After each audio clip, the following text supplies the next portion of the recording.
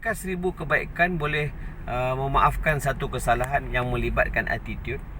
Adakah itu cara profesionalisme seorang pendidik mendidik anak murid yang dengan penuh kasar, sindiran, dengan tomahan? Adakah itu membolehkan? Walaupun ada yang berpandangan jangan lihat perangainya, lihat ilmunya. Namun ini kita sedang mentarbiah, sedang mendidik orang untuk tidak menjadi seorang berakhlak dan beradab.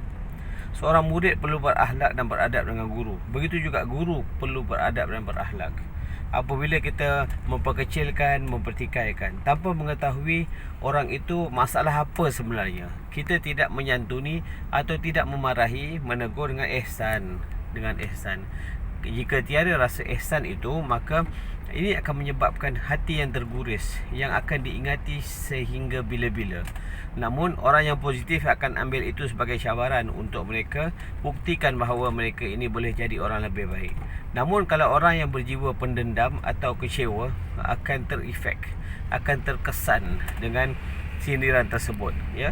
Seorang pensyarah, seorang profesor, seorang berpangkat yang tinggi, yang bijaksana sepatutnya tahu bagaimana untuk memberi teguran secara berkesan. Contohnya, bila kita baling bola pimpong di tanah yang gersang, maka bola itu akan memantul-mantul. Namun apabila kita baling bola salji di tanah yang gersang, maka salji itu akan cair dan tanah yang gersang itu akan rapat semula. Itulah kaedah macam mana kita membina konteks sebelum membina konten. Kita ingin menasihati orang, ada cara, kaedah kita memenangi hati mereka dulu.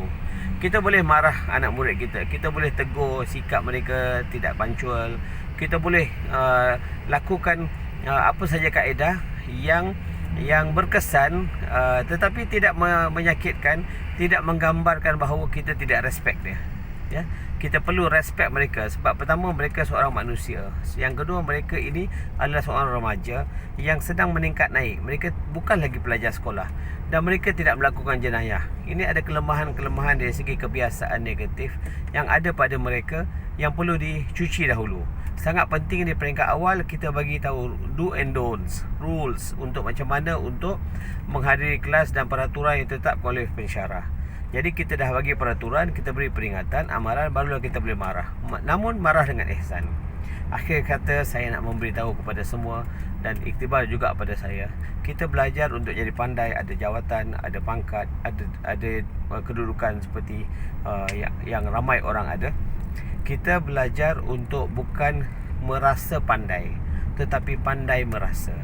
Jawatan, profesor, ijazah yang kita ada, falsafah yang kita ada, sepatutnya memanusiakan manusia itu, bukan menjadikan seorang yang liar dari segi akhlak dan kepribadiannya. Sama-sama kita fikirkan, lakukan yang betul, betul kali pertama dan seterusnya. InsyaAllah kita akan menjadi insan, pendidik dan juga menjadi seorang murabi. Assalamualaikum warahmatullahi wabarakatuh.